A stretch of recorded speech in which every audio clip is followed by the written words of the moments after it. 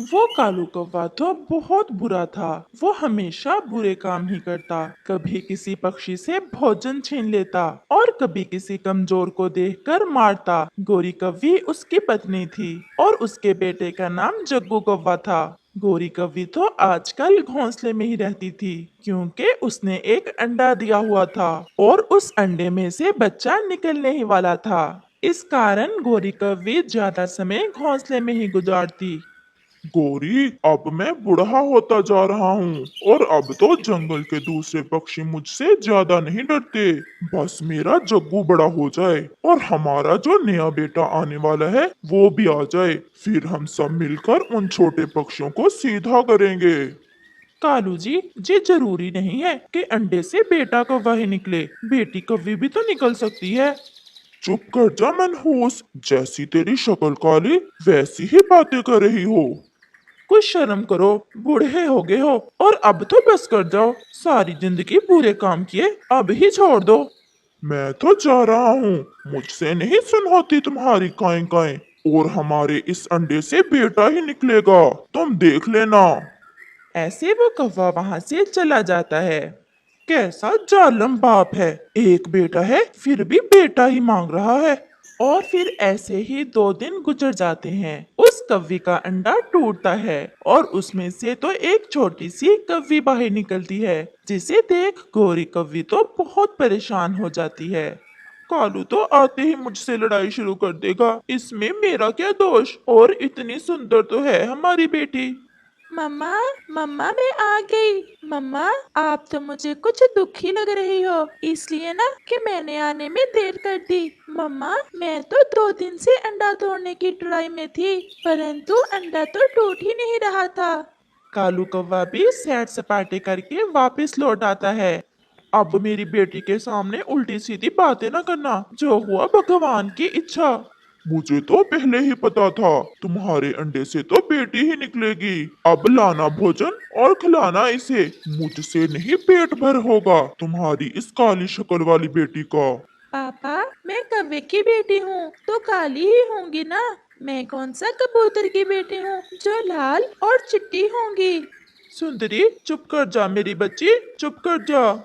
रात को सुंदरी और उसकी मम्मा गोरी कव्वी सोए हुए थे, परंतु कालू कौवा तो जाग रहा था। वो तो अपने अंडे से बेटी निकलने से बहुत परेशान था। अब मैं कैसे भोजन लाकर खिलाया करूंगा इसे? अगर बेटा होता तो दूसरे पक्षी मुझसे डरते। अब मैं इसकी रक्षा किया करूंगा या कुछ और? मुझे कुछ ना कुछ तो करना होगा जिससे मेरी जान छूट जाए इस बेटी से। वो तो ऐसे सोच रहा था। वो तो किसी भी तरह अपनी बेटी को अपने घोंसले में देखना नहीं चाहता था। मैं कल इसे पहाड़ों पर ले जाऊंगा और फिर इसे किसी चील के हवाले कर दूंगा। ऐसा सोचते हुए कालू कौवा सो जाता है। अगले रोज कालू कौवा अपनी पत्नी से कहता है। बहुत दिनों से तुम घोंसले में ही हो, मैं सुंदरी को ले जाता हूँ अपने साथ और तुम जाओ और नदी से नहा आओ। कैसी गंदी बदबू आ रही है तुम में से। ऐसे बोल रहे हो जैसे खुद से खुशबुएं बखेर रहे हो। ज्यादा बातें ना किया करो। अगर किसी दिन मुझे गुस्सा आ गया तो छोड़ूंगी नहीं। मैं जा रही हूँ और तुम मेरी सुंदरी का ध्यान रखना। ऐसे गोरी कव्वी नदी पर चली जाती है और कौवा अपनी बेटी को ठिकाने लगाने के लिए साथ ले जाता है। वो पहाड़ों पर जाता है। अभी वो बैठा ही था कि वहाँ चिड़िया और कबूतर आ जाते हैं। कालू, क्या ये तुम्हारी बेटी है? हाँ, मेरी ही बेटी है ये, सुंदरी नाम रखा है हमने इसका। बहुत सुंदर है और नाम भी बहुत अच्छा है। अब इसका अच्छे से ध्यान रखना। बेटियां जब बड़ी हो जाएं तो बेटों से ज्यादा प्यार देती हैं। ऐसे चिड़िया और कबूतर चले जाते हैं। क्या करूं? अगर इसे मार दिया तो सब पूछेंगे, मैं क्या बताऊंगा सबको? सबको पता चल जाएगा कि मैंने ही अपनी बेटी को मारा है। फिर कौवे के दिमाग में एक शैतानी आती है। मैं इसे ऐसे मारूंगा कि किसी को पता भी ना चले। सुंदरी, मैं तुम्हें एक बात बताता हूँ, परंतु पहले वचन दो तुम किसी को बताओगी नहीं। नहीं बताऊंगी मैं। पापा जी आप बताएं क्या बात है। सूखे दाने के अलावा अगर कोई भी चीज तुम्हारी मम्मा तुम्हें खाने को दे तो ना खाना। अगर तुम कोई फल वगैरह खाओगी तो तुम्हारे पंख सूख जाएंगे और फिर तुम कभी भी उड़ नहीं सकोगी और हमेशा हमेशा के लिए अपाहज हो जाओगी। सूखा दाना भी केवल एक ही खाना है रोज का। परंतु पापा, जग्गू भैया भी तो खाता है फल। वो लड़का कौवा है और तुम लड़की कौवी, इसलिए अगर नहीं विश्वास तो खाकर देख लेना। नहीं नहीं पापा जी, मैं तो फल कभी भी नहीं खाऊंगी। मैं तो केवल एक ही दाना खाया करूंगी। और ऐसे खुद ही मर जाओगी, मुझे तुम्हें मानना ही नहीं पड़ेगा। पापा जी, क्या कहा? कुछ नहीं, चलो अब घर चलें और अपनी मम्मा को या किसी को भी नहीं बताना कि मैंने तुम्हें ये राज की बात बताई है। वो सब चाहते हैं कि तुम्हारे पंख सूख जाएं और तुम उड़ ना सको। फिर ऐसे कालू कौवा अपनी मासूम बेटी सुंदरी कव्वी को लेकर वापस हो लेता है। इतनी देर कर दी कालू जी, कहाँ चले गए थे सुंदरी को साथ लेकर? हम घूमने गए थे। अच्छा सुंदरी, ये कुछ फल हैं, तुम खा लो।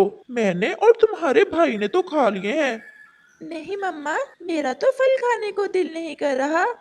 सुंदरी ऐसा कहते हुए अपने पापा की तरफ देख रही थी। पापा के साथ गई थी ना, कुछ खाकर पेट भरा हुआ होगा। चलो सुबह खा लेना। फिर ऐसे कुछ दिन गुजर जाते हैं। गोरी की बेटी तो बहुत कमजोर हो गई थी। वो तो जरा भी भोजन ना खाती। सुंदरी, बस जब तुम थोड़ी सी और बड़ी हो जाओगी तो फिर सब खा लिया करना। तुम तो बहुत बुद्धिमान हो जो किसी को बताया भी नहीं कि मैंने तुमसे कहा है। कुछ खाने से तुम्हारे पंख सूख जाएंगे। मैं अपने पापा की राज की बात भला कैसे किसी को बता सकती हूँ? मेरा पापा मेरा ही तो अच्छा सोचते हैं। वो छोटी मासूम कवि ये कब जानती थी कि उसका पापा तो उसे मारना चाहता है। गोरी कवि और उसका बेटा जग्गू भी कहीं से भोजन लेकर आ जाते हैं। कालू जी, हमारी सुंदरी तो दिन ब दिन बहुत ज्यादा कमजोर हो रही है। मैं इसे वैद्य जी के पास ले जाती हूँ और तुम घर में जग्गू का ध्यान रखना। वैद्य जी के पास लेकर जाने की जरूरत नहीं है, सुंदरी खुद ही ठीक हो जाएगी। अच्छा भला तो खाती है। सुंदरी, कल पापा से लेकर आम खा लिए थे ना? सुंदरी झूठ बोलती है। हाँ हाँ मम्मा, मैंने तो आप खा लिए थे और मुझे वैद्य जी के पास भी ना लेकर जाएं। तुम चलो मेरे साथ, ऐसे तो तुम मर जाओगी। कैसी कमजोर हो रही हो। फिर गोरी कव्वी सुंदरी को साथ ले ही जाती है। वो सीधी बुलबुल के पास जाती है। बुलबुल दीदी, मेरी बेटी दिन ब दिन कमजोर होती जा रही है। इसे कोई ऐसी दवा दें जिससे ये ठीक हो जाए। मुझे तो इसे देखकर लग रहा है कोई खौफ इसके दिल में बैठा हुआ है, जिस कारण ये कुछ खाती नहीं है और ऐसी हो गई है। आप ये दवा ले जाएं, इससे इसे भूख ज्यादा लगेगी और ये स्वस्थ हो जाएगी।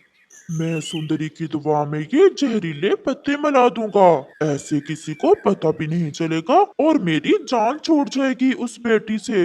ऐसे कालू कौवा कुछ जहरीले बूटी के पत्ते अपने साथ ले जाता है।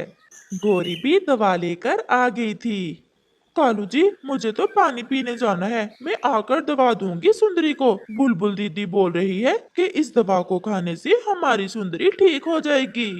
पानी तो मुझे भी पीना है, चलो हम दोनों ही चलते हैं।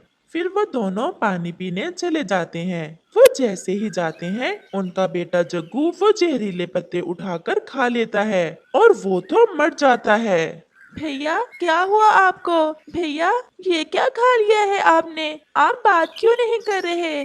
गोरी और कालू जैसे ही वापस आते हैं तो अपने बेटे को मरा हुआ देख रोने लग जाते हैं। मेरी दवा के पास कुछ पत्ते पड़े थे, वो खा लिए हैं भाई ने और बोल नहीं रहा। कालू तो खामोश था और रोए जा रहा था। कालू, ये क्या हो गया? मेरा जग्गू कैसे मर गया? ऐसे कैसे हुआ? कालू का